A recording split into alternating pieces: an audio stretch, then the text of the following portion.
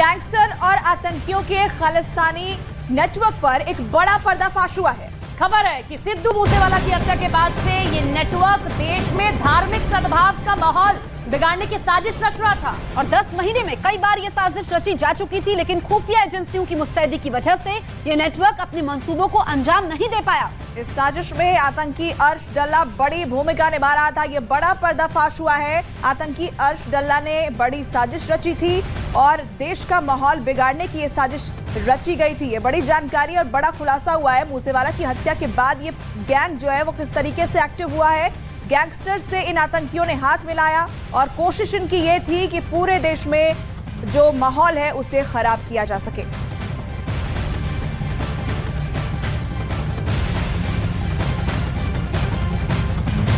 दरअसल सिद्धू मूसेवाला हत्याकांड के बाद विदेश में बैठे गैंगस्टर ने खालिस्तानी आतंकियों से हाथ मिलाया और फिर देश के धार्मिक सद्भाव के खिलाफ साजिश रची गई। न्यूज 18 इंडिया पर खालिस्तानी आतंकी गठजोड़ पर बहुत बड़ा पर्दाफाश होने जा रहा है। सिद्धू मूसेवाला की हत्या के बाद से 10 महीने में कई बार देश के खिलाफ साजिश रची गई, लेकिन ये अपने मंसूबे में कामयाब नहीं हो सके। रिपोर्ट आप देखिए।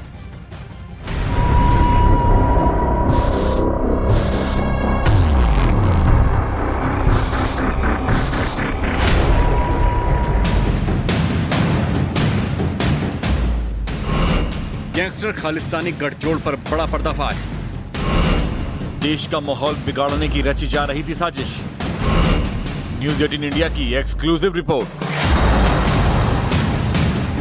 खालिस्तानी और गैंगस्टर गठजोड़ पर जांच एजेंसियों की जो रिपोर्ट है वो बेहद चौंकाने वाली है। ये रिपोर्ट बताती है कि कैसे पंजाबी गायक सिद्धू मूसेवाला की हत्या के बाद विदेश में बैठे गैंगस्टर ने खालिस्तानी आतंकियों से हाथ मिलाया और देश का माहौल खराब करने की साजिश की स्क्रिप्ट लिख दी। चाहे लॉरेंस बिश्नोई हो, गोल्डी बराड या फिर अर्श डल्ला, ये सभी देश के हित के खिलाफ अपने नापाक मंसूबों को अंजाम देने की कोशिश में जुटे थे। न्यूज 18 इंडिया के पास वो कागजात है जो पूरी साजिश को साबित करते हैं और इसको और कोई नहीं अंजाम दे रहा था बल्कि खुद आतंकी के गुर्गे अंजाम दे रहे थे और आतंकियों के गुर्गे नहीं, ये बात जांच एजेंसी के सामने कबूली है, जिसकी कॉपी न्यूज 18 इंडिया के पास है।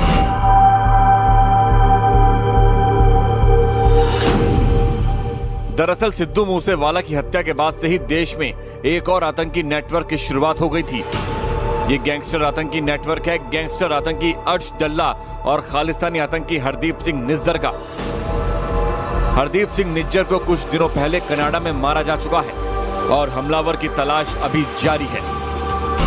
अर्श डल्ला नाम का जो अपराधी है पंजाब में, वो एक हरदीप सिंह निज्जर, इसके साथ में पिछले कुछ दिनों में उसने अपना गठजोड़ तय किया था ताकि वो एक प्रकार से अपराध के साथ साथ क्रिमिनल एक्टिविटीज यानी कि टेररिस्ट एक्टिविटीज में भी शामिल रहे और देश में हमारे खास तौर से पंजाब में, क्योंकि निज्जर की ये इच्छा थी कि वो पंजाब में डिस्टर्बेंस करे, खालिस्तान को रिवाइव करने के लिए कोशिश कर रहा था।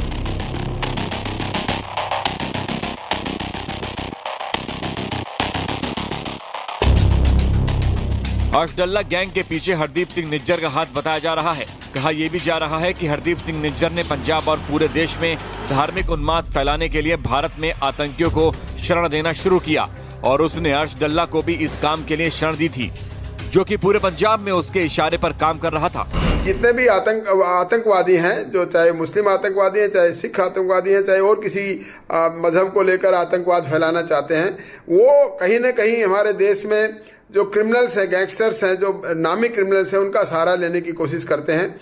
वही शायद हरदीप सिंह निज्जर ने किया कि अर्श डल्ला को अपना सपोर्ट दिया और अर्श डल्ला को अपनी तरफ करने की कोशिश की, जो कि उसके इशारे पर यहाँ पर पंजाब में ऐसे काम करता रहा। और फिर धीरे धीरे अर्श डल्ला अपना नेटवर्क बढ़ाता गया और उसके गुनाहों की फहरिस्त भी लंबी होती चली गई। उसने भारत में फिरौती वसूली का रैकेट चलाया और धार्मिक सद्भाव बिगाड़ने की साजिश रची। अर्श डल्ला के गुर्गे अमरीक सिंह से जांच एजेंसियों को कई अहम जानकारी मिली है। उसे पिछले महीने ही फिलीपींस से भारत डिपोर्ट किया गया था।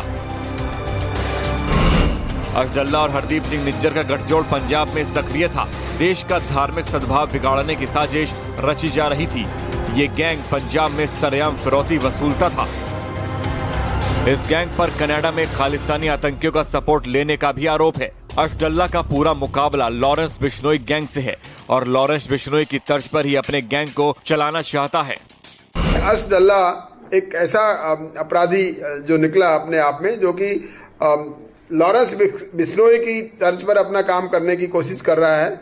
और इसमें कोई डाउट नहीं है कि वो अब आजकल इतने एक्टिव होकर पंजाब में बहुत बड़े बड़े क्राइम कर रहा है, फिरौतियाँ ले रहा है।